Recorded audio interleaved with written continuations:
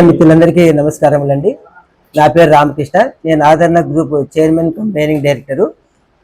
మేము ఇవ్వాల్సిన ఎవరికైతే ఉన్నారో అనంతపూర్లో ఈ చిట్టు మెంబర్లు కానీ, సొసైటీ మెంబర్లు కానీ, ప్రామిసరీ నోట్ హోల్డర్స్ కానీ మేము ఇవ్వాల్సిన 820 మందికి గాను మేము ఇవ్వాల్సిన ప్రాపర్టీ దానికంటే ఇవ్వాల్సిన డబ్బు కంటే కూడా ప్రాపర్టీ ఎక్కువ ఉన్నది. దీంట్లో దాదాపుగా 820 మంది కానీ కేవలం 311 మాత్రమే 2 టౌన్ 1 టౌన్ కేసుల్లో పెట్టిన వాళ్ళు ఉన్నారు. వాళ్ళు కూడా ఈ రోజుకి ఒక ఆయన మధ్యవర్తి ఒక థర్డ్ పార్టీ ముందుకు వచ్చి ఎవరైతే కేసులు పెట్టారో సాక్షులుగా ఉన్నారో వాళ్ళందరికీ కూడా 5 కోట్ల వరకు రిజిస్టర్ చేసుకోవడం జరిగింది. ఈ రోజున మెయిన్ ఒక కేసులో మెయిన్ వ్యక్తినే ఈరోజు రిజిస్టర్ చేసుకుంటున్నారు. సో ఆ విధంగా ఇంకా 3-4 కోట్ల రూపాయలు దీంట్లో మనం సాక్షులందరికీ ఇచ్చిన వాళ్ళం అవుతాము. మిగతా డబ్బుకు కూడా మేము నిన్నటి రోజున జడ్జి గారికి మా లాయర్ ద్వారా ఒక మెమో ఇచ్చింది. ఏంటంటే మాకున్న ప్రాపర్టీని డివైడ్ చేసి 3 రకాలుగా డివైడ్ చేసి ఒక సెక్యూరిటీ రూపంలో మేము ఇవ్వాల్సిన ఈ 311 మందికి రిజిస్టర్ చేసుకున్న ఫోన్ ఇవ్వాల్సిన ఓన్లీ 20 కోట్ల లోపలే ఉంటుంది.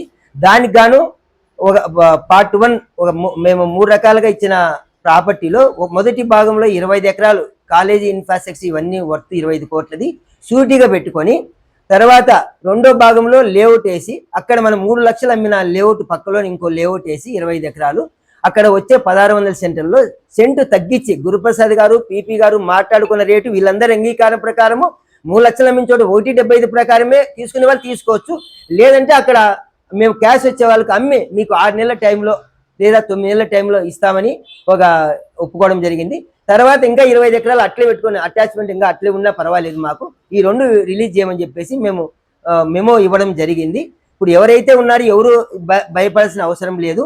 కేవలం ఒక 15 మంది 20 మంది తెలియక చేస్తున్నారో తెలిసి చేస్తున్నారో మాకైతే తెలియట్లా, కానీ మాతో సహకరించుకోకుండా మా గురించి తెలిసి డబ్బులు వీళ్ళ దగ్గర ప్రాపర్టీ ఉంది తగినంత ఇవ్వగలరు అనే ఉద్దేశంతో అమ్మినా వస్తుందంత డబ్బు అనే ఉద్దేశంతో ఉన్నప్పుడు ఇన్వెస్టర్స్ రావాలన్నా ముందుకు రావాలన్నా కొనాలన్నా మాతో సహకరిస్తేనే ఇది అవుతుంది. అట్లా తెలియకోకుండా ఈ అటాచ్మెంట్ కాకోకుండా అల్లరి చేయడము ఇట్లాంటి పేపర్లకు ఏపించడం వల్ల ఎంతమంది నష్టపోతారనే విషయము మీ ద్వారా నేను తెలియజేస్తున్నాను.